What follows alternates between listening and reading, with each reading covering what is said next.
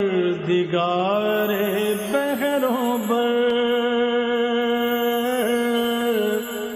پروردگار بہروں بر۔ اعوذ باللہ من الشیطان الرجیم، بسم اللہ الرحمن الرحیم۔ ان اللہ وملائکتہ یصلون علی النبی یا ایہا الذین آمنوا صلوا علیہ وسلموا تسلیما۔ اللہم صل علی سیدنا و نبینا و شفیعنا و مولانا محمد وعلی آل محمد وبارک وسلم۔ محترم خواتین و حضرات، السلام علیکم۔ پیام صبح کے ساتھ ایک بار پھر حاضر میں ہوں آپ کا میزبان انیق احمد۔ قرآن کریم کی آیات پر گفتگو ہوتی ہے پیر، منگل، بدھ اور جمعرات، آپ اور ہم جانتے ہیں، اور جمعہ اور ہفتہ 2 دن سوال جواب کے لیے ہوتے ہیں۔ جمعہ اور ہفتے کو ہم کیا کرتے ہیں کہ ہم آپ کی جانب سے آئے ہوئے سوالات پیش کرتے ہیں ایک مفتی صاحب کی خدمت میں، جید مفتی صاحب، ان کو بلاتے ہیں، انہیں زحمت دیتے ہیں اور وہ ہمیں نوازتے ہیں جوابات سے قرآن و سنت کی روشنی میں۔ لیکن پیر، منگل، بدھ اور جمعرات کو قرآن کریم کی مختلف آیات پر بات ہوتی ہے، اور ہمارے معزز علماء ہمیں بتاتے ہیں کہ قرآن کریم کی یہ آیات ہم سے کیا مخاطبت کر رہی ہیں، اور اللہ تعالی ہمیں کیسا دیکھنا چاہتا ہے، ہمیں کہاں دیکھنا چاہتا ہے، اور جوڑتے ہیں قرآن کریم کی ان آیات کو شان نزول سے لے کر لمحہ موجود تک، کہ وہ شان نزول کیا تھا، وہ اس عہد کے مسائل کیا تھے، قرآن کریم آج یعنی آج بھی اور تا قیامت ذہن انسانی کی امامت کیسے کرتا ہے۔ خواتین و حضرات، آج کی جو آیات ہیں سورہ مائدہ کی آیات 55 اور 56، کیا اصول بتائے جا رہے ہیں اہل ایمان کو۔ اللہ فرما رہا ہے کہ تمہارے رفیق، تمہارے دوست حقیقت میں اللہ اور اللہ کے رسول صلی اللہ علیہ وآلہ وسلم اور اہل ایمان ہیں۔ خواتین و حضرات، یہ اللہ سے دوستی، اللہ کے رسول صلی اللہ علیہ وآلہ وسلم سے دوستی، اہل ایمان سے دوستی، کیا مراد ہے؟ اللہ سے دوستی کسے کہتے ہیں؟ اللہ سے تعلق، اللہ کے رسول صلی اللہ علیہ وآلہ وسلم سے تعلق اور اہل ایمان سے تعلق، کیا یہ بتایا جا رہا ہے؟ کیا یہ بتایا جا رہا ہے کہ بھروسہ صرف اللہ پہ ہوگا، اللہ کے رسول صلی اللہ علیہ وآلہ وسلم پر ہوگا اور اہل ایمان پر ہوگا؟ بتوں سے تجھ کو امیدیں، خدا سے نومیدی، مجھے بتا تو صحیح اور کافری کیا ہے؟ اللہ کیا یہاں نصیحت کر رہا ہے، درس دے رہا ہے کلمہ گو افراد کو۔ اللہ تعالیٰ پھر اہل ایمان کی صفات بیان کر رہا ہے کہ یہ لوگ کون ہیں؟ یہ نماز پڑھتے ہیں، یہ زکوٰۃ ادا کرتے ہیں اور اللہ کے آگے جھکتے ہیں۔ نماز میں بھی ہم اللہ کے آگے جھکتے ہیں، نماز کے بعد الگ یہ جھکنے کی جو بات کی جا رہی ہے، اس سے کیا مراد ہے؟ کیا زندگی کے ہر معاملے میں وہ اللہ کے سامنے جھکتے ہیں، اللہ کی حضوری میں رہتے ہیں؟ یہ بھی ایک سوال رکھیں گے ہم اپنے عہد کے ایک جید عالم دین کی خدمت میں۔ پھر اللہ تعالیٰ فرما رہا ہے کہ جو اللہ اور اللہ کے رسول اور اہل ایمان کو اپنا دوست بنا لے، اپنا رفیق بنا لے، اسے معلوم ہو کہ اللہ کی جماعت ہی غالب ہونے والی ہے۔ حزب اللہ اور حزب الشیطان، حزب الشیطان کبھی غالب نہیں آ سکتی، لیکن اس کے لیے کچھ شرائط ہیں۔ قرآن کریم کچھ شرائط بیان کر رہا ہے۔ انتم الاعلون ان کنتم مومنین، تم ہی غالب رہو گے بشرطے کہ تم مومن ہو۔ اللہ تعالیٰ قرآن میں کسی اور جگہ بیان فرماتا ہے۔ خواتین و حضرات، بہت ساری باتیں آئیں گی گفتگو میں، جوڑیں گے حالات حاضرہ سے بھی کہ اہل ایمان کس کو آج اپنا دوست سمجھ رہے ہیں، سمجھنا کسے چاہیے، گہری دوستیاں کس سے ہو رہی ہیں، یہ بھی ہم سوال کی شکل میں رکھیں گے۔ قوم فروختن وچ ارزاں فروختن۔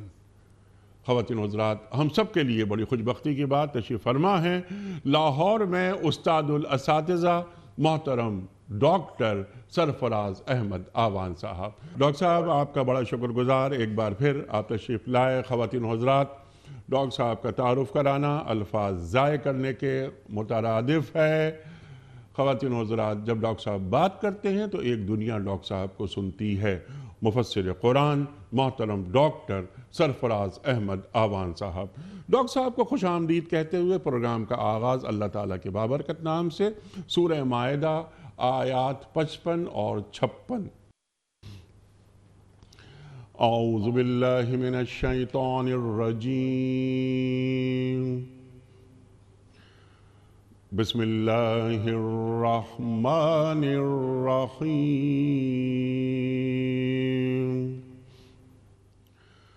انما ولیکم اللہ ورسولہ والذین آمنوا الذین یقیمون الصلاة ویؤتون الزکاة وهم راکعون، ومن يتول الله ورسوله والذين آمنوا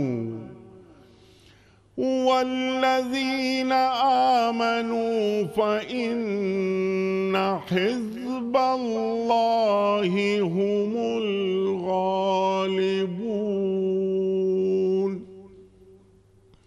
صدق اللہ العظیم۔ تمہارے رفیق تو حقیقت میں صرف اللہ اور اللہ کے رسول صلی اللہ علیہ وآلہ وسلم اور اہل ایمان ہیں، جو نماز قائم کرتے ہیں، زکوٰۃ دیتے ہیں اور اللہ کے آگے جھکنے والے ہیں، اور جو اللہ اور اس کے رسول صلی اللہ علیہ وآلہ وسلم اور اہل ایمان کو اپنا رفیق بنا لے، اسے معلوم ہو کہ اللہ کی جماعت ہی غالب رہنے والی ہے۔ صدق اللہ العظیم۔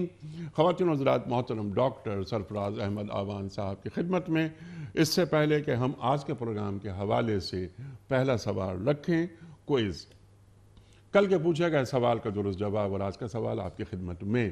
کل کا سوال یہ تھا کہ قبل اسلام بیت اللہ میں کتنے بت رکھے ہوئے تھے؟ درست جواب 360۔ آج کا سوال نوٹ فرما لیجئے، قرآن کریم میں کتنے انبیاء کا ذکر آیا ہے؟ 25 کا یا 26 کا یا 36 کا؟ جو درست جواب آپ سمجھتے ہوں روانہ فرمائیے۔ ہمارے فون نمبرز ہیں 0092213452709۔ ہمارا دوسرا فون نمبر ہے 009221343000980۔ ہمارا ای میل ایڈریس ps@dunyatv.tv، ہمارا SMS کا نمبر 3031 اور ہمارا واٹس ایپ کا نمبر ہے 00923218250194۔ حضرت ڈاکٹر صاحب ارشاد فرمائیے، اللہ کیا فرما رہا ہے اور کیا اللہ خود پر بھروسہ کرنا سکھا رہا ہے؟ اپنے سے تعلق کو بیان کر رہا ہے کہ اے میرے بندو، تمہارا مجھ سے تعلق ایسا ہونا چاہیے۔ ارشاد۔ الحمدللہ رب العالمین، اللہم صلی وسلم علی النبی الکریم وعلی آلہ وصحبہ اجمعین۔ انیک سب جو آیے کریمہ اللہ تعالیٰ کی توفیق سے بلکہ 2 آیات آج پڑھی گئی ہیں، ان کا شان نزول مفسرین نے جو ذکر فرمایا ہے کتب حدیث میں، جس کا تذکرہ ہے، ایک تو یہ کہ حضرت عبداللہ بن سلام رضی اللہ تعالی عنہ جب اسلام لائے تو ان کے ساتھ ان کے یہود نے، رفقا نے، اعزاء نے، اقارب نے سوشل بائیکاٹ کیا اور ان سے لا تعلقی کا اظہار کیا، اور ان کی خوشی یا شادی غمی میں ان کو شریک کرنے سے بالکل گریز کرنے لگے۔ تو انہوں نے نبی اکرم صلی اللہ علیہ وسلم سے آ کے عرض کیا کہ یا رسول اللہ، خاندان کے لوگوں نے تو میرے ساتھ سوشل بائیکاٹ کر لیا ہے، اور صحابہ کے گھر دور ہیں، ان سے بھی ہماری کوئی زیادہ ملاقات نہیں ہو پاتی، تو ہم اس کیفیت میں اکیلے رہ گئے ہیں۔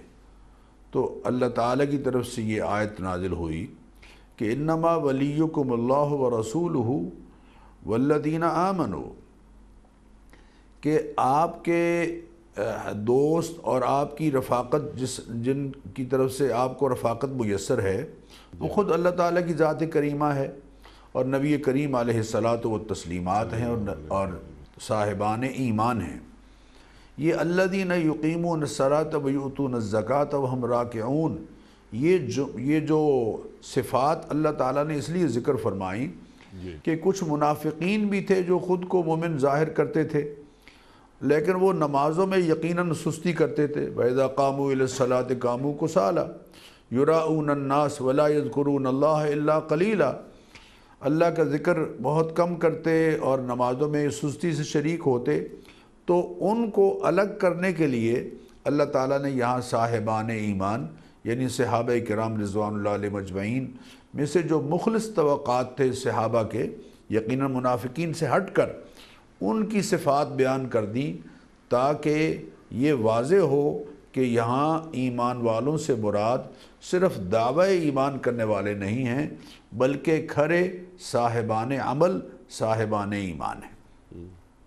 اسی طرح ایک اور روایت بھی ہے کہ جب بنو قریظہ اور بنو نذیر اور بنو قینقاع کے یہود کے ساتھ عبداللہ ابن ابی منافق نے حلف اٹھا لیا ان کے ساتھ تعاون کا اور مدد کا، تو ایک سادہ لو صحابی حضرت عبادہ ابن صامت رضی اللہ تعالیٰ عنہ نے بھی یہ حلف ایک طرح سے اٹھا لیا، لیکن جو ہی ان کو احساس ہوا کہ مجھ سے غلطی ہوئی ہے اور اللہ تعالیٰ نے واضح فرمایا کہ لا تتخذوا الیہود والنصارى اولیاء، یہود و نصارہ کو اپنا گہرا دوست اور سرپرست مت مانو، تو انہوں نے یہ اظہار کیا اور اعلان کیا کہ میں ان کے ساتھ جو میں نے معاہدہ کیا تھا اس سے برات کا اظہار کرتا ہوں اور میں اللہ اور اس کے رسول کے ساتھ دوستی کا اقرار اور عہد اور حلف اٹھاتا ہوں۔ تو چنانچہ یہ آیہ کریمہ انما ولیکم اللہ ورسولہ والذین آمنوا، پوری دونوں آیات جو ہے ایک طرح سے نازل ہوئی۔ یہاں یہ وضاحت ضروری ہے کہ ولی کا لفظ قرآن کریم میں مختلف معانی میں آیا ہے۔ نیک صاحب، ولی فعیل کے وزن پر ہے، اور جب یہ اسم ہو تو اس کا معنی ہوتا ہے محب، دوست اور سرپرست اور مشفق اور مہربان۔ اور اگر یہ مصدر کی صورت میں ہو، ولایت کے معنی ولایت کے صورت میں ہو، تو اس سے مراد ہوتی ہے امارت اور یعنی سلطان اور اقتدار۔ اسی طرح یہ ولی کا لفظ جو ہے یہ قریب ہونا، اور امام رازی رحمۃ اللہ علیہ نے اس کا معنی لکھا کہ ولی کا معنی ولایت کا معنی محبت کے ہیں، اور اللہ سے جڑے رہنا اور اللہ سے وابستہ لوگ۔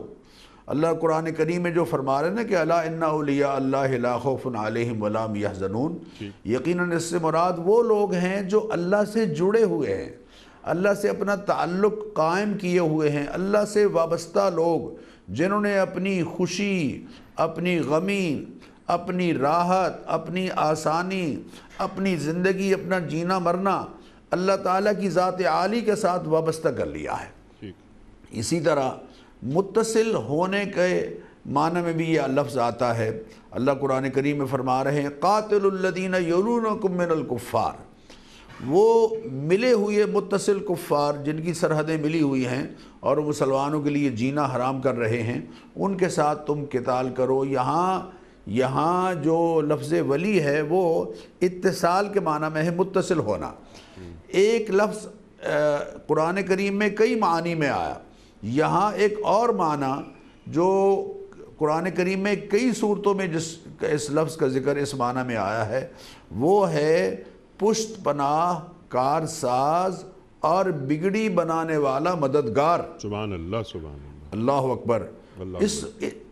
اس معنی میں جب بھی لفظ ولی آیا ہے تو وہ صرف اللہ تعالیٰ کی ذات عالی کے لیے آیا ہے۔ سبحان اللہ۔ چنانچہ سورہ بقرہ میں اللہ تعالیٰ نے ارشاد فرمایا ما لکم من دون اللہ من ولی ولا نصیر، دیکھو تمہارے لیے اللہ تعالیٰ کے سوا کوئی بگڑی بنانے والا نہیں، کوئی کار ساز نہیں، کوئی پشت پناہ نہیں، اور نہ کوئی مددگار ہے۔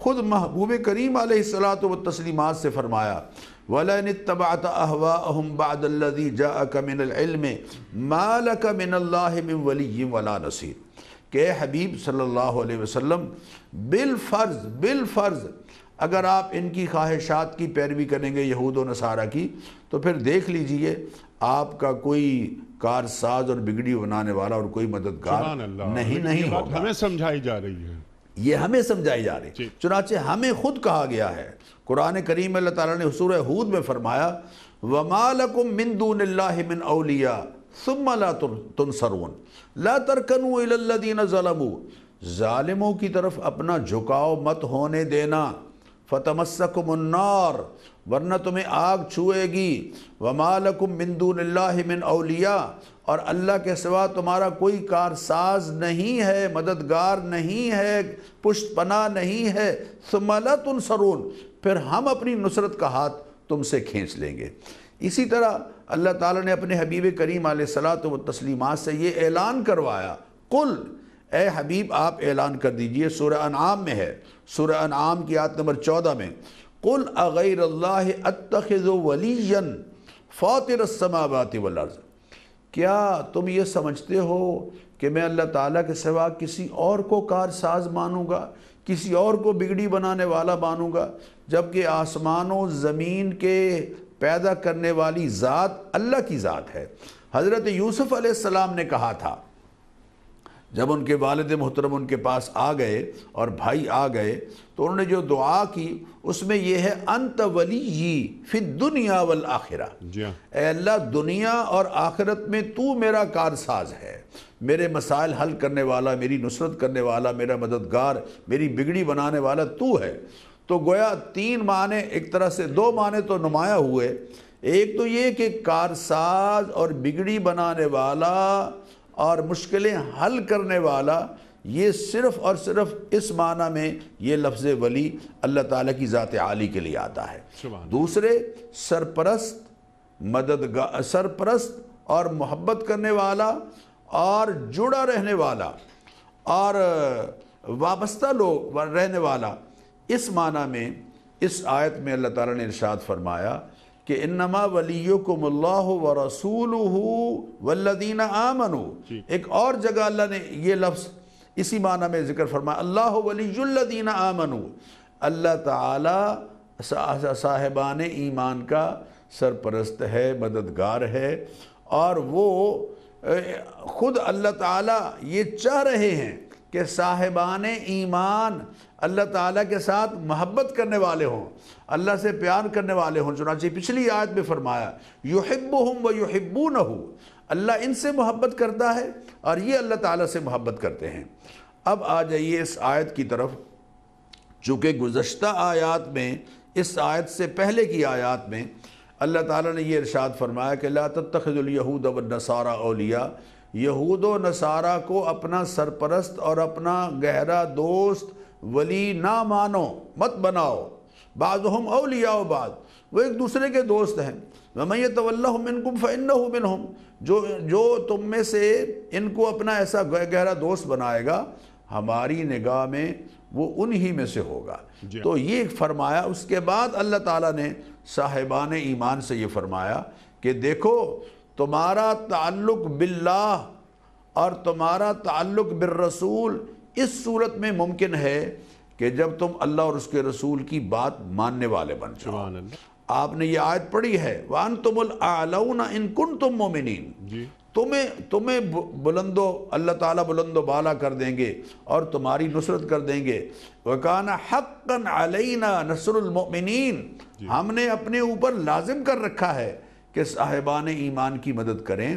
لیکن صاحبان ایمان ہیں کون؟ جو اللہ اور اس کے رسول کے مطیع ہیں اور فرما بردار ہیں۔ اگر تم مطیع اور فرما بردار بن جاؤ گے پھر تمہیں یہود و نصارہ کی پشت پناہی کی اور ان کی مدد کی اور ان کی نصرت کی کوئی ضرورت نہیں، زور سہاروں کی کوئی ضرورت باقی نہیں رہے گی جب اللہ کا سہارا ہمیں مل گیا۔ ڈاکٹر صاحب آپ نے ایک لفظ استعمال کیا جوڑاؤ، اللہ سے جوڑاؤ۔ میں نے انٹرو میں ایک نسبت کا لفظ استعمال کیا تھا۔ اللہ سے ایک بندے مومن کا ایک تعلق ہے، ایک رشتہ ہوتا ہے۔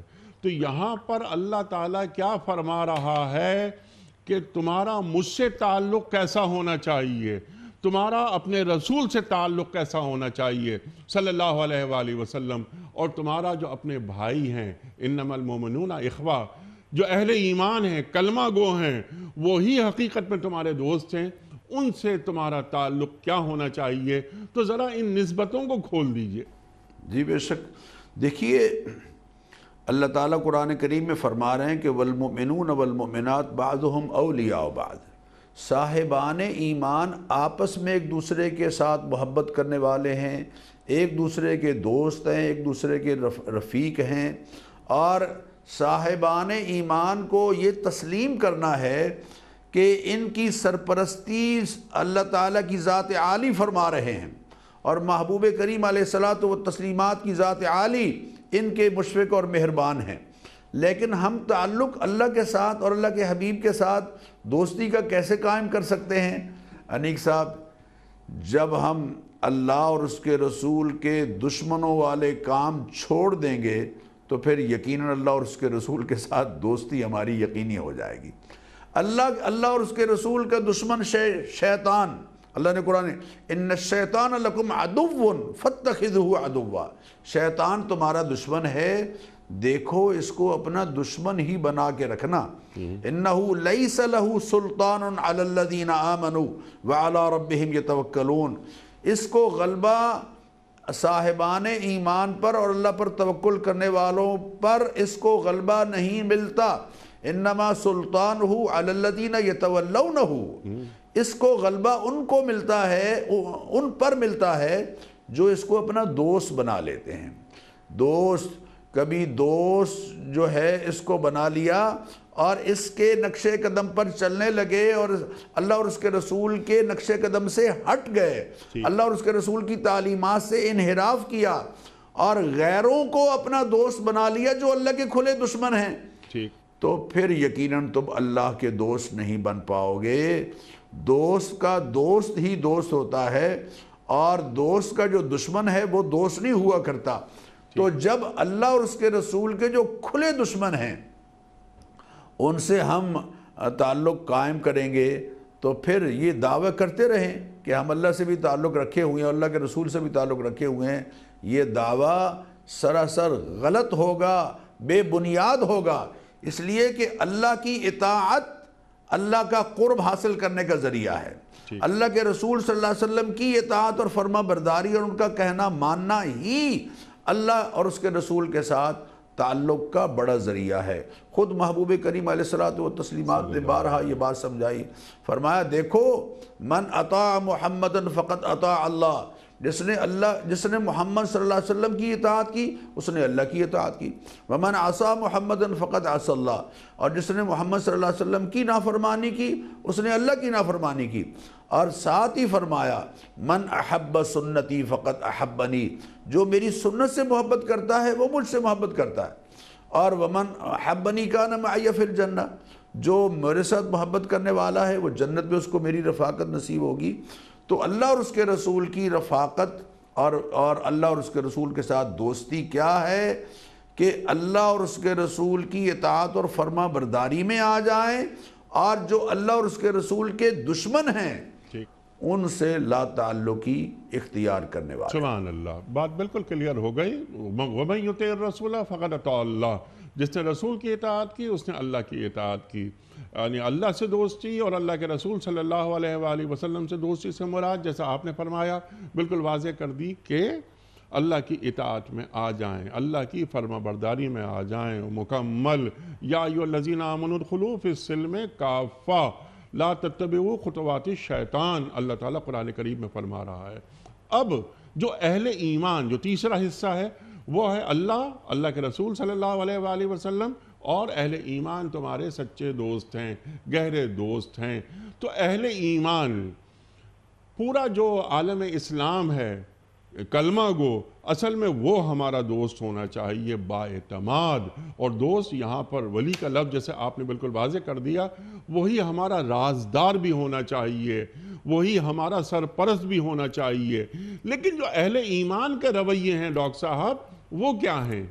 اصل میں اہل ایمان تو اس خدا نخواستہ میں یہ نہیں کہتا کہ اللہ تعالیٰ معاف فرمائے وہ ایمان کی راہ سے ہٹ گئے ہیں، جی، لیکن رویہ اصل میں رویہ ان کا یہ اس وقت انتہائی دکھ کا سامان ہے، یقین کیجئے انتہائی دکھ۔ اللہ قرآن کریم میں فرما رہے ہیں وَالَّذِينَ كَفَرُوا بَعْضُهُمْ أَوْلِيَاءُ بَعْضٍ، دیکھو کافر آپس میں ایک دوسرے کے دوست ہیں، إِلَّا تَفْعَلُوهُ، اگر تم بھی ایسا نہیں کرو گے تَكُنْ فِتْنَةٌ فِي الْأَرْضِ وَفَسَادٌ كَبِيرٌ، تو دنیا بھر میں بہت بڑا فتنہ پھیلے گا اور بہت بڑا فساد پھیلے گا۔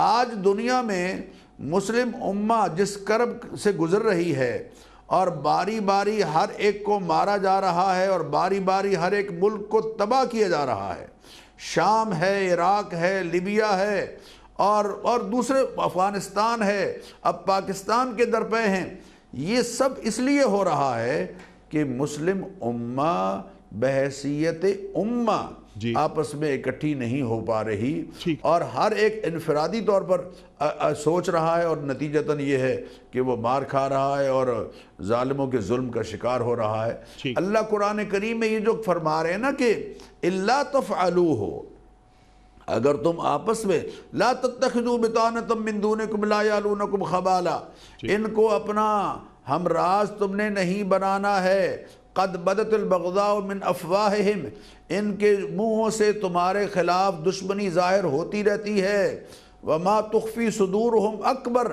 اور جو ان کے سینوں میں چھپا ہوا ہے وہ تو بہت بڑا ہے۔ اس میں کوئی شک نہیں کہ یہ آیات جیسے اس دور کے کفار کے لیے تھی، آج بھی مسلمانوں کے ساتھ صورتحال یہی ہے۔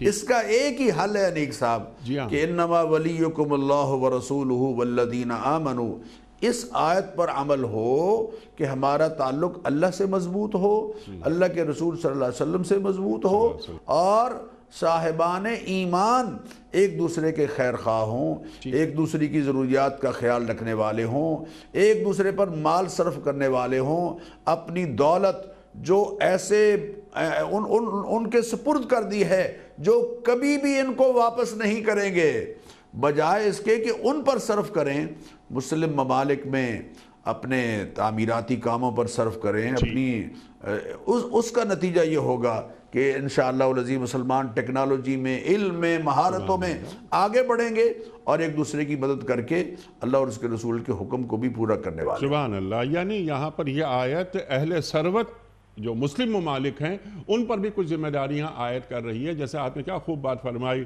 کہ وہ ریسرچ میں، ڈیولپمنٹ میں، ایڈوانسمنٹ میں، سائنس اینڈ ٹیکنالوجیز میں کام کیا جائے، تحقیقی ادارے قائم کیے جائیں اور مسلمانوں کو غربت سے، افلاس سے اور اس زوال سے نکالا جائے، خاص طور پر جو ہمارے 8-10 بڑے جو اہل ثروت ممالک ہیں ان کی یہ ذمہ داری ہیں۔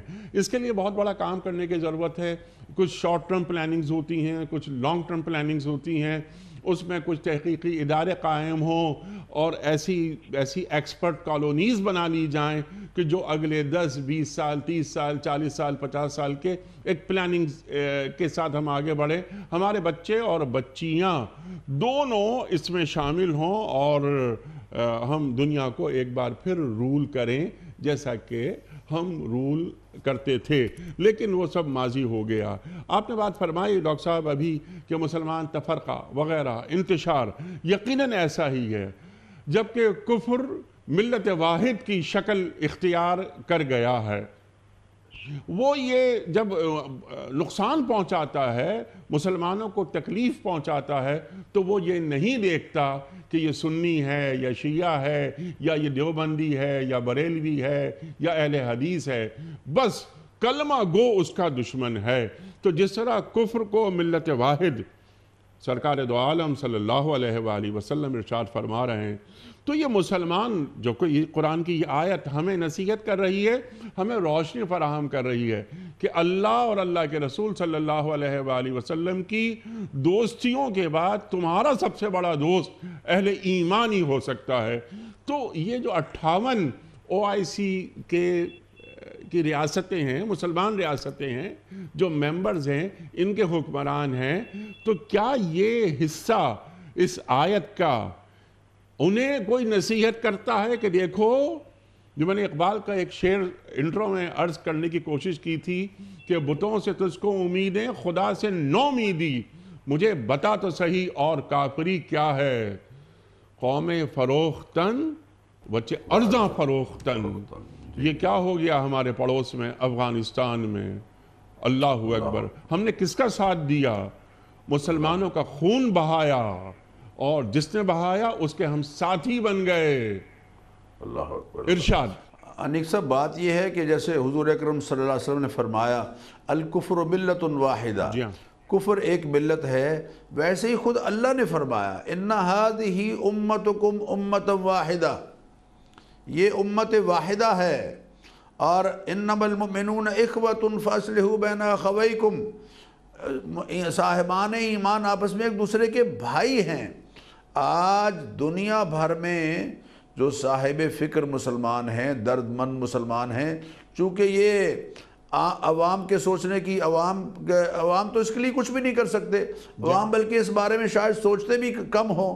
جو ہمارے ہاں انٹلیکچول طبقہ ہے، جو صاحبان علم ہیں، جو فکر رکھنے والے لوگ ہیں اور راست فکر رکھنے والے لوگ ہیں، ان کو اس طرف آنا چاہیے اور ان کو اس بارے میں غور کرنا چاہیے کہ کس طرح سے جن کے پاس قوت نافذہ ہے، جن کے پاس قوت نافذہ ہے، بالکل بدقسمتی سے جن کے پاس قوت نافذہ ہے انیک صاحب اس وقت ان کے پاس وہ فکر نہیں رہی جو حقیقت میں مسلم امہ کی وحدت کی فکر ہے. آپ دیکھ لیجئے کن کی جھولی میں پڑ رہے ہیں، جن کے ساتھ نہ ان کی سرحدیں ملتی ہے، نہ ان کو کوئی خطرہ ہے، لیکن ان کی جھولی میں گر رہے ہیں. تو ان قوت نافذہ جن کے پاس ہے، واقعتاً ذمہ داری ان کی بنتی ہے، لیکن بدقسمتی سے راست فکری کی وہ کیفیت جو ہونی چاہیے ایک صاحب ایمان درد مند مسلمان میں، حکمران میں، وہ کم نظر آ رہی ہے. اس لیے میں آپ سے عرض کروں گا کہ دنیا بھر میں قحط نہیں ہوا، قحط الرجال ابھی ایسا نہیں ہے کہ مسلم امہ بالکل بالکل خالی ہو گئی ہو ایسے افراد سے. الحمدللہ افراد ایسے موجود ہیں، ان کو چاہیے کہ متوجہ کریں، جن کے پاس قوت نافذہ ہے ان کو متوجہ کریں، ان پر پریشر ڈالیں، ان پر دباؤ ڈالیں، ان کو متوجہ کریں اس بات کی طرف کہ خدا را امت کو اس کرب سے نکالو اور صاحبان ایمان آپس میں ایک دوسرے کے دوست بن جائیں، ایک دوسرے کی فکر کرنے والے بن جائیں.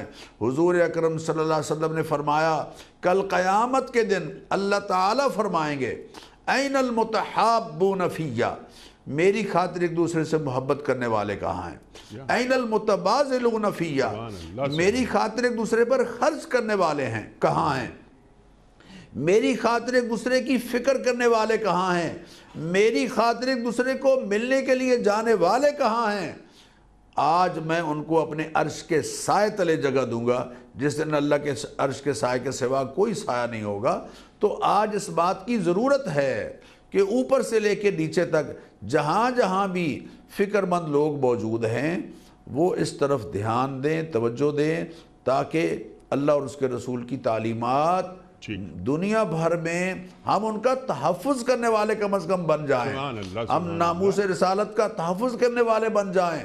مسلمان جب تک فکر مند نہیں ہوں گے اور ایسے لوگ فکر مند نہیں ہوں گے جو خود صاحب علم ہیں، دانش مند ہیں، سمجھدار ہیں، تب تک معاملہ جو ہے نا وہ ایسے ہی بگڑا رہے گا. سبحان اللہ سبحان اللہ. وہ فکر بھی کریں اور اس پہ عمل بھی کریں کہ ہمارا دوست، ہمارا سچا اور گہرا دوست صرف اہل ایمان ہو سکتا ہے، دوسرا شخص نہیں ہو سکتا. خواہ وہ بظاہر ہم سے اپنی کتنی بھی محبتیں ہم پر جتائے اور ہمارے سامنے سچا ہونے کی کوشش کرتا رہے، لیکن قرآن کریم فرماتا ہے کہ تمہارے سچے دوست، گہرے دوست صرف اہل ایمان ہو سکتے ہیں، اللہ اور اللہ کے رسول صلی اللہ علیہ وآلہ وسلم کے بعد. اب یہاں پر فوراً اللہ تعالیٰ ان مومنین کی صفات بیان کرتا ہے. یہ کون لوگ ہیں؟ ان کو ڈھونڈنا ہے تو یہ دیکھو کہ ان کے اندر کون سی صفات ہیں. 3 صفات یہاں بیان کی جا رہی ہیں. ڈاکٹر صاحب یہ ذرا واضح کر دیجئے کہ یہ نماز پڑھتے ہیں، یہ زکوٰۃ دیتے ہیں اور اللہ کے آگے جھکتے ہیں. نماز ہم جھکتے ہیں، اللہ کے آگے ظاہر ہے رکوع اس میں شامل ہے، کسی اور دین کے پاس رکوع نہیں ہے ماں سوائے ہمارے پاس، ہم رکوع کی حالت میں جاتے ہیں، کوئی اور دین کے ماننے والے نہیں جاتے، زکوٰۃ دیتے ہیں۔ سبحان اللہ، آپ نے ذکر بھی کیا تھا اہل ثروت ممالک، یعنی خرچ کریں، انفاق کریں، مسلمانوں کو آگے لے کے جائیں۔ ڈاکٹر صاحب سوال میرا یہ ہے کہ یہاں پر اللہ کے آگے ہم جھک گئے، نماز پڑھتے ہیں، پھر اللہ دوبارہ فرما رہا ہے کہ یہ اللہ کے آگے جھکتے ہیں، تو دونوں کو الگ الگ کیوں رکھا گیا؟ اصل میں یہاں رکوع کا ایک مفہوم تو یہ ہے کہ مسلمانوں کی نماز کو یہود کی نماز سے الگ کیا جا رہا ہے، چونکہ یہود کے ہاں جیسے آپ نے بھی ابھی فرمایا کہ ان کے ہاں رکوع نہیں ہے، تو صاحبان ایمان کی جو نماز ہے اس میں یقیناً رکوع بھی ہے۔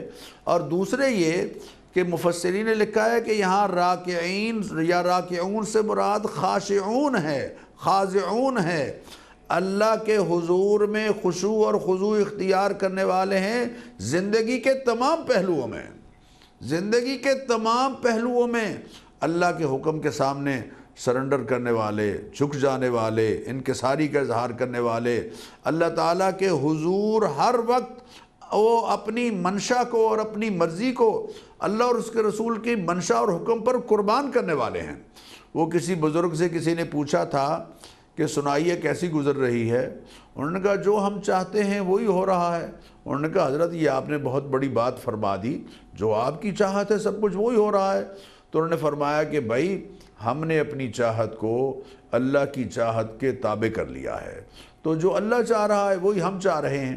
تو یہاں جو فرمایا کہ الذین یقیمون الصلاۃ، وہ نماز کو قائم کرتے ہیں۔ انیک صاحب قیام نماز کیا ہے؟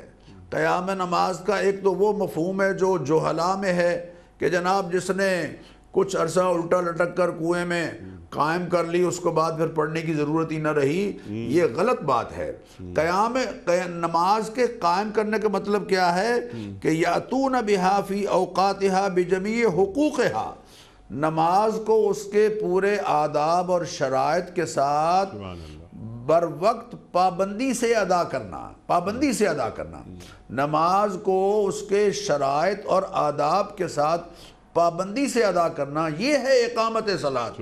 اقامت صلاۃ کا حال دیکھیے، اللہ قرآن کریم میں فرما رہے ہیں قال اللہ، اللہ اعلان کر رہا ہے انی معکم، میں تمہارے ساتھ ہوں، لئن اقمتم الصلاۃ، اگر تم نماز قائم کرنے والے بن جاؤ، وآتیتم الزکوٰۃ، زکوٰۃ دینے والے بن جاؤ، وآمنتم برسولی، میرے سارے رسولوں پر ایمان لانے والے ہو، وعزرتموہم، اور ان کا ادب و احترام کرنے والے ہو، واقرضتم اللہ قرضا حسنا، اور زکوٰۃ کے علاوہ بھی اللہ کی راہ میں مال خرچ کرنے والے ہو، اگر تم ایسا کرو گے تو انی معکم، میں تمہارے ساتھ ہوں، یعنی میری نصرت تمہارے ساتھ ہے، میری مدد تمہارے ساتھ ہے۔ انیک صاحب قرآن کریم میں کوئی 40 کے قریب ایسی صورتیں ہیں کہ جن میں بار بار اللہ نے نماز اور زکوٰۃ دونوں کا اکٹھا حکم دیا ہے۔ اللہ اپنے حبیب سے فرما رہے ہیں وَأْمُرْ أَهْلَكَ بِالصَّلَاةِ وَاسْتَبِرْ عَلَيْهَا، ہمیں بھی یہ حکم ہے کہ اپنے گھر والوں کو بھی نماز کا کہیے اور خود بھی نماز پابندی سے پڑھیے۔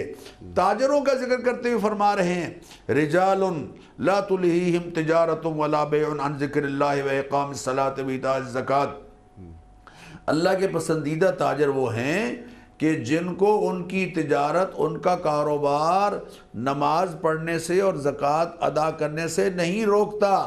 انسان کے اندر دو محبتیں ہیں انیک صاحب، ایک حب مال اور ایک حب جاہ۔ جاہ کی محبت کو نماز کے ذریعے سے توڑا گیا ہے اور مال کی محبت کو زکوٰۃ کی ادائیگی کے حکم کے ذریعے سے توڑا گیا ہے۔ اللہ حضرت موسیٰ علیہ السلام سے فرما رہے ہیں اقم الصلاۃ لذکری، اے موسیٰ میری یاد کے لیے آپ نے نماز کو پابندی سے ادا کرنا ہے، چونکہ نماز اللہ کے قرب کا بہت بڑا ذریعہ ہے۔ اللہ قرآن کریم میں انیک سے فرما رہے ہیں وَاسْجُدْ، سجدہ کر اور میرے اور قریب ہو جا۔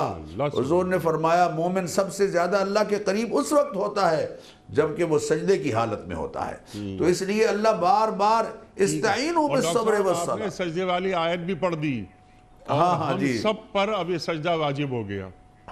جی اسی لیے میں نے اقترب کا لفظ نہیں بولا. بہرحال سجدہ کرنا چاہیے بالکل، اس میں کوئی شک نہیں.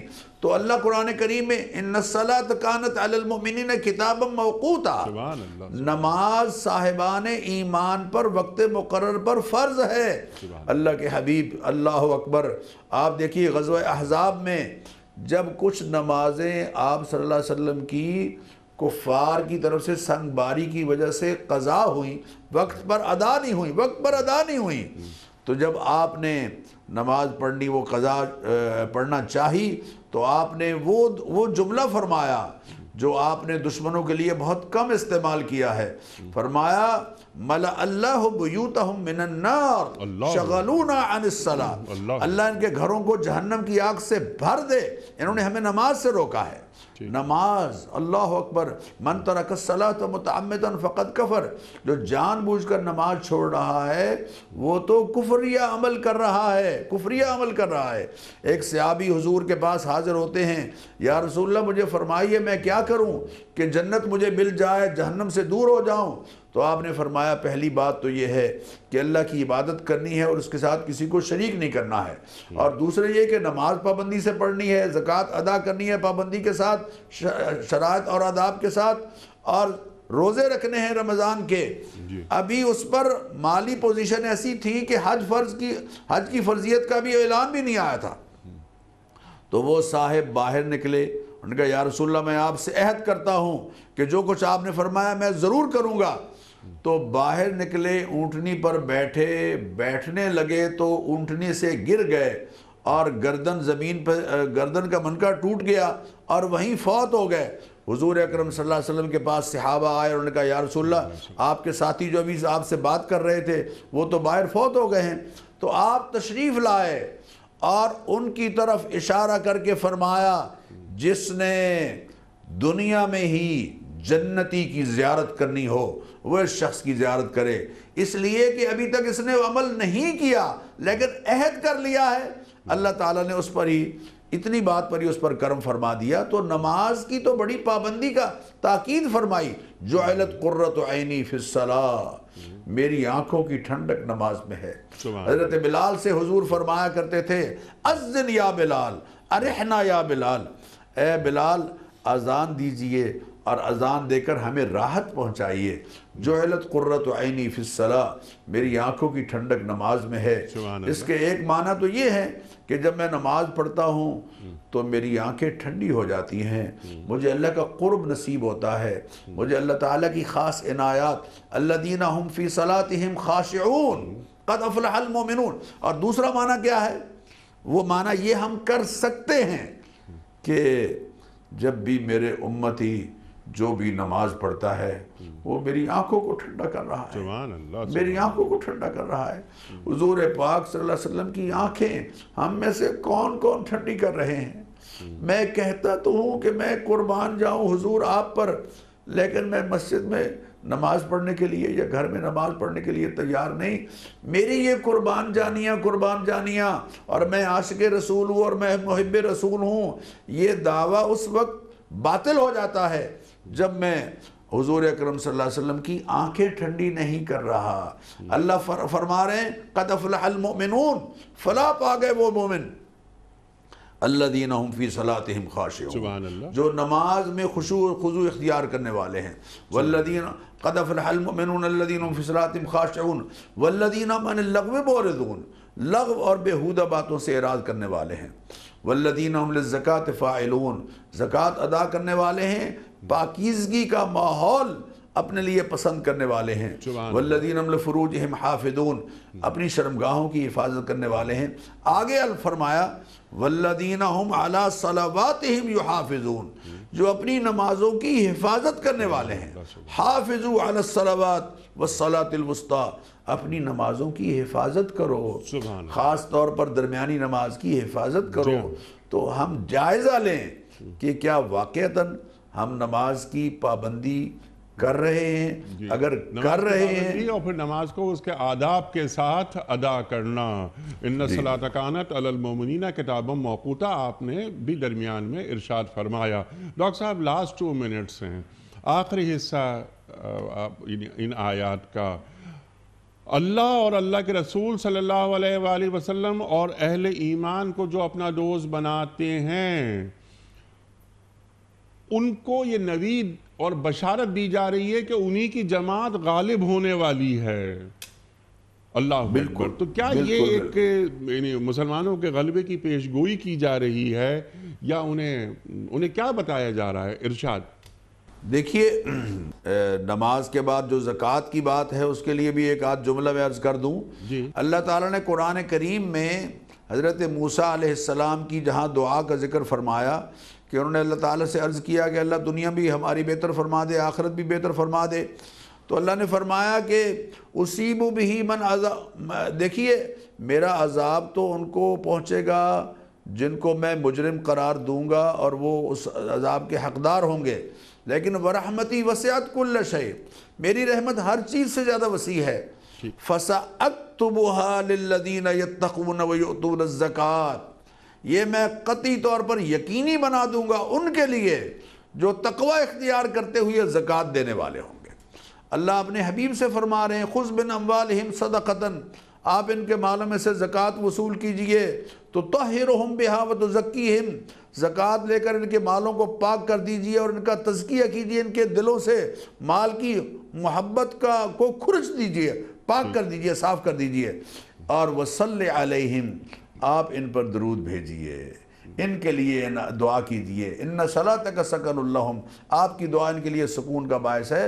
حضرت ایک آل جعفر جب زکوٰۃ لے کر آئے تو جو کلمات ہم حضور کے لیے کہتے ہیں درود کے وقت، اللہم صلی علی محمد، بالکل وہی الفاظ حضور نے فرمایا اللہم صلی علی آل ابی اوفا، اے اللہ آل ابی اوفا پر رحمت نازل فرما۔ ہم کہتے ہیں اللہم صلی علی محمد وعلی آل محمد، اور آپ صلی اللہ علیہ وسلم نے فرمایا اللہم صلی علی آل ابی اوفا۔ تو زکوٰۃ کی ادائیگی کا تو اسی طرح سے تاکید ہے جیسے کہ نماز کی تاکید ہے، من لم یزک فلا صلاۃ لہ، جو زکوٰۃ ادا نہیں کر رہا اس کی نماز کا کوئی اعتبار نہیں ہے۔ اور اگلا جو جملہ ہے وَمَن يَتَوَلَّ اللَّهَ وَرَسُولَهُ وَالَّذِينَ آمَنُوا فَإِنَّ حِزْبَ اللَّهِ هُمُ الْغَالِبُونَ، یہاں یہ سمجھایا جا رہا ہے کہ جس نے اپنے امور کو اللہ کے سپرد کیا اور نبی کریم علیہ الصلاۃ والتسلیمات کے احکام کی پابندی کی، وہ ہے حزب اللہ۔ اللہ کی جماعت کا فرد وہ ہے کہ جو اللہ کے اوامر کو بجا لا رہا ہے اور اللہ کے رسول صلی اللہ علیہ وسلم کی تعلیمات پر عمل کرنے والا ہے، وہ حزب اللہ ہے۔ اور جب وہ حزب اللہ کی سطح پر آ جائے گا، یعنی اپنے امور اللہ کے سپرد کرے گا، وَفَوِّضُ أَمْرِي إِلَى اللَّهِ إِنَّ اللَّهَ بَصِيرٌ بِالْعِبَادِ، اور اللہ کے رسول کی تعلیمات کو عملی زندگی میں اختیار کرنے والا ہوگا، تو پھر وہ اللہ کا حزب بن جائے گا، اور یہ طے شدہ ہے یہ طے شدہ ہے کہ اللہ کی جماعت ہی غالب آنے والے۔ اور ڈاکٹر صاحب دنیا میں صرف دو ہی جماعتیں ہیں، حزب اللہ یا حزب الشیطان۔ بالکل۔ تو ہم دیکھ لیں کہ ہمارا رویہ، ہمارے اعمال، ہماری فرما برداریاں کس کی ہیں؟ ہمارے عمل سے شیطان خوش ہو رہا ہے یا رحمان؟ ہمیں جائزہ لینا چاہیے، اپنی عملی زندگی میں جائزہ لینا چاہیے کہ ہمارا تعلق جو ہے وہ کس جماعت کے ساتھ ہے، ہم کس کو راضی کر رہے ہیں، کس کو خوش کر رہے ہیں اور کس کو ناراض کر رہے ہیں۔ اللہ اکبر۔ ڈاکٹر صاحب میں آپ کا بڑا شکر گزار، بڑا ممنون، آپ تشریف لائے، اور حسب روایت ہم نے آج بھی آپ سے بہت سیکھا۔ ہمارے علماء کو اللہ سلامت رکھے، تشریف لاتے ہیں اور ہماری علمی کمی کو دور فرما دیتے ہیں، اور قرآن کریم کو ہم سے جوڑ دیتے ہیں کہ قرآن کریم کے تقاضے ہم سے کیا ہیں، اللہ اور اللہ کے رسول صلی اللہ علیہ وآلہ وسلم ہمیں کیسا دیکھنا چاہتے ہیں اور ہمیں کہاں دیکھنا چاہتے ہیں۔ ڈاکٹر صاحب ایک بار پھر آپ کا شکر گزار۔ خواتین و حضرات، وقت مکمل ہوا ہمارے آج کے پروگرام کا۔ کوئز، آج کراچی میں کوئی مہمان نہیں ہے تو آج کے ونر کے نام کا اعلان بھی میں ہی کروں گا، یہ میرے فرائض منصبی میں شامل ہو گئی ہے یہ بات۔ کل کا سوال یہ تھا کہ قبل اسلام بیت اللہ میں کتنے بت رکھے ہوئے تھے؟ درست جواب 360۔ آج کا سوال نوٹ فرما لیجئے، قرآن کریم میں کتنے انبیاء کا ذکر آیا ہے؟ 25 کا یا 26 کا یا 36 کا؟ جو درست جواب آپ سمجھتے ہوں روانہ فرمائیے ہمارے فون نمبرز ہیں 0092213452709. ہمارا دوسرا فون نمبر ہے 0092213430098. ہمارا ای میل ایڈریس ps@dunyatv.tv. ہمارا SMS کا نمبر 3031 اور ہمارا واٹس ایپ کا نمبر ہے 00923218250194. وقت ہے قرآن دازی کا، اور جیسا میں نے عرض کیا کہ اب یہ خوشگوار فریضہ میں ادا کر رہا ہوں. فروا فرزند پتوکی سے، فروا فرزند پتوکی سے آپ کی خدمت میں دنیا ٹی وی کی جانب سے دینی کتب پر مشتمل یہ گفٹ ہیمپر فروا صاحبہ آپ کے گھر بذریعہ کوریئر روانہ کیا جا رہا ہے. آپ کو بہت بہت مبارک ہو. اختتام ہوتا ہے پیام صبح کا روزانہ ایک قول پر، اور وہ قول ہوتا ہے صاحب نہج البلاغہ امیر المومنین حضرت علی مرتضیٰ کرم اللہ وجہہ کا. آپ فرماتے ہیں کہ یقین زہد کا پھل اور مروت عہد پورا کرنے کا نام ہے. یقین زہد کا پھل اور مروت عہد پورا کرنے کا نام ہے. سبحان اللہ سبحان اللہ. اپنے میزبان انیق احمد کو کل تک کے لیے اجازت دیجیے. خدا حافظ. پروردگار